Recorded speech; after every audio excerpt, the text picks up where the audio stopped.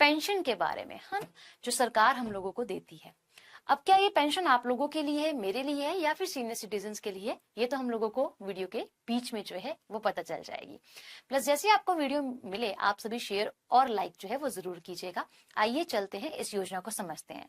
ये प्रधानमंत्री की योजना है और प्रधानमंत्री श्रम योगी मनधन योजना इसका नाम है।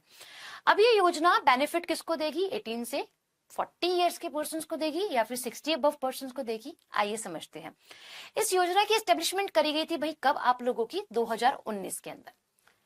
2019 15 फरवरी में इसकी एस्टेब्लिशमेंट करी गई थी। बट इसकी जो नोडल मिनिस्ट्री है वो कौन सी है आप लोगों की? लेबर एंड एम्प्लॉयमेंट की। यानी कि अगर हम बात करें श्रम और रोजगार मंत्रालय इसका नोडल मंत्रालय है। साथ ही अगर हम बात करें जो एजेंसीज इसको रन कर रही है वो LIC है, आपने सुना होगा। और साथ ही आपने सुना है CSC। जैसे कि बात करें life insurance corporation of India LIC and साथ ही कॉमन सर्विस सेंटर CSC। इसकी स्टार्टिंग बता दी मैंने आप लोगों को, क्या है? 2019 फरवरी माह में करी गई थी। अब इसके ऑब्जेक्टिव के बारे में जान लेते हैं, उद्देश्य के बारे में जो है वे जान लेते हैं। कहते हैं ओल्ड एज के समय पर क्या करना? सिक्योरिटी प्रोवाइड करना। साथ ही हम कह सकते हैं आप सभी से क्या करना? सामाजिक सुरक्षा भी प्रोवाइड करना। ये इसका एक क्या है? उद्देश्य है। अगले पॉइंट की तरफ चलते हैं। कुछ फैक्ट्स हैं जो हम लोगों को यहाँ पर जो है वो समझने पड़ेंगे। और इसके अंदर मिनिमम से मिनिमम जो न्यूनतम हम कह सकते हैं पेंशन हो सकती है वो क्या करना? गवर्नमेंट जो है वो पे करेगी।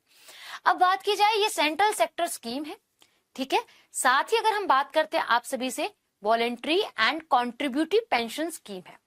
अब ये जो स्कीम है, देखो यहां पर इस पॉइंट को समझिएगा कि इस योजना में शामिल होने के लिए लाभार्थी को कम से कम आयु 18 वर्ष और 40 वर्ष के बीच जो है वह होनी चाहिए। तो समझ में आ गया। जैसे मैंने आपको बताया क्या ये आपके लिए क्या है, मेरे लिए है, ये तो बीच में पता चलेगा। तो हमको यहाँ पे समझ में आ रहा है कि इस पेंशन को लेने के लिए या तो हम 18 वर्ष के हों, 18 वर्ष से 40 वर्ष की एज के अंदर जो है वे हों, तब जाके हम इस पेंशन के अंदर एनरोल वगैरह कर पाएंगे, इस पे काम कर पाएंगे। अब इसमें काम कैसे होगा यहाँ समझते हैं।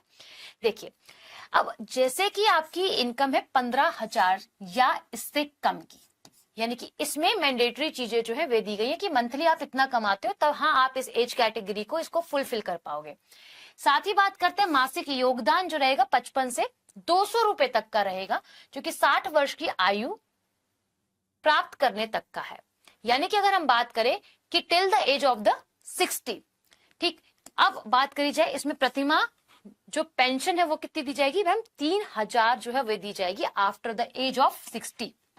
आजकल तो 60 तक कोई जी भी नहीं रहा है, ठीक है, कोई बात नहीं है।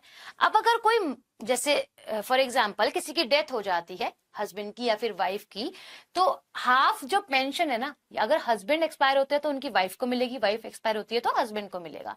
तो कहने का मतलब क्या है, जैसे कि हम नॉमिनी बनाते हैं ना, तो उनको ये आपकी आधी पेंशन जो है पति या पत्नी को जो है वे लागू हो जाएगी।